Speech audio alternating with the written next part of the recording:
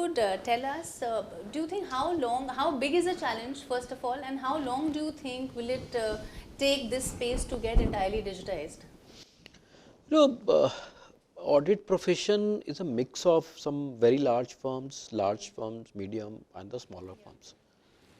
Unfortunately, there are some sole practitioners as well, large practitioners as well, and the bandwidth with each of them is different. When we talk about very large firms, they are operating in a very large space, and they are able to get very good amount of fees as well because of their large scale of operations. Secondly, with the large scale of operations, they are able to leverage better, and they are having larger budgets. But unfortunately, for the people who are down the line, the sole proprietors or the smaller firms, they are The not having MSME the sector. SMEs, so they are not having that kind of a support for having that kind of a technology implemented. Secondly, whether you talk about the cost, whether you talk about the people, even with a larger firm, like Mr. Praveen is there, myself is there, we are there with the larger setups. So we can afford to talk about all those things.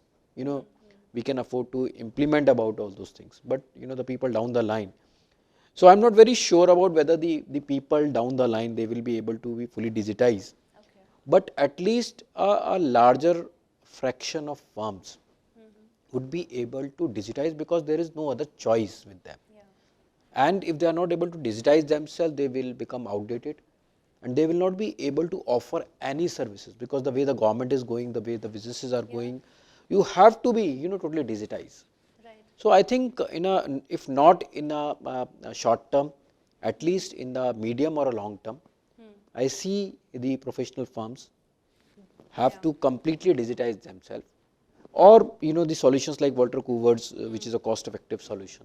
Probably these kind of more solutions will come into the market, which will help the SME sector to perform better. And in fact, the institute in the past has also done a lot of efforts to make the technology affordable to those people.